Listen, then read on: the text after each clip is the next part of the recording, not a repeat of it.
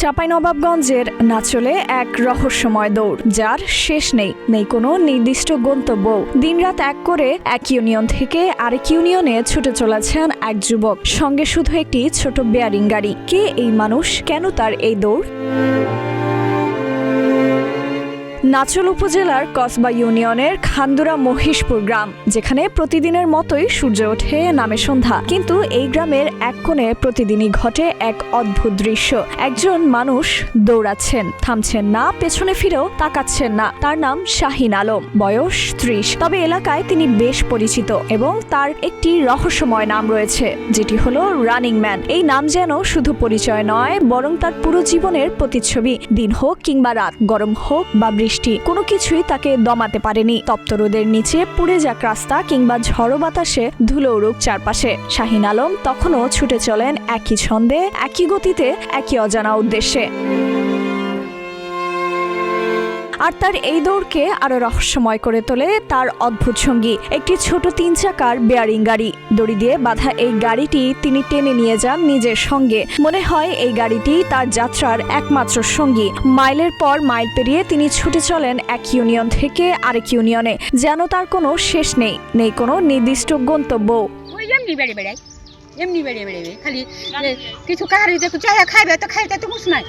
বাচ্চা কাচ্চা কোনো ক্ষতি করে না, আবার এভাবেই বেড়ায়, যেখানে সেখানে চলে যায়, আবার রাত্রে লাগলে বাড়ি চলে আসে, কোনো অসুবিধা নেই। হলো বাড়ি ঘর চিনে একটা দিন যদি না ঢুরে পায়, তার বাবারা খুঁজে নিয়ে আসে, কান্নাকাটি করে। দিন দানিয়ে হবেই বেড়ায়, ওই গাড়ি না থাকতে পারবে না, গাড়ি লিয়াই ঘুরে বেড়ায়। না ভালোই, কোনোদিন তো আমরা অন্যায় করেনি, কোনো ক্ষতি টতি দেখতে পাইনি। হ্যাঁ, কিছু তো আমরা দেখতে পাইনি, বা অন্যায় লয় কি কোনোদিন কাহার কোনো ঘটনা ঘটে না, কি কোনো করে না। ওকে সারাক্ষণ দেখি বিয়ারিং এর একটা গাড়ি নিয়ে এক হাতে করে গাড়ি ঠেলে, আর মনে করো দৌড়িয়ে খালি দৌড়াই। রোহানপুরে যে দেখতে পাই ওকে, সোনাইচন্ডিতে দেখতে পাই ওকে, একদিন ওকে ধান সুরাতে তাও দেখেছি। আর কসবা, কুচাইবাড়ি, পুনুরা, রতনপুর, এগুলো আর মানে মামুলি ব্যাপার।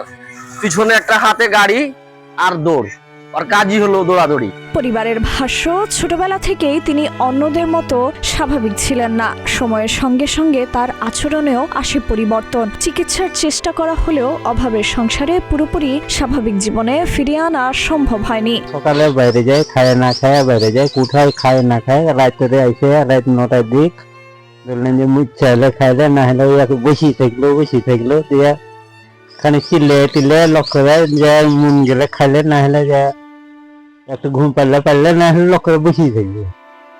চিকিৎসা করেছিল 3 বছর করেছিল, দিয়ে ডাক্তারও অনুমতি দিয়েছিল যে ব্যাটারি সাহায্যতে কথা বলি, তাছাড়া কথা বলতে পারে না।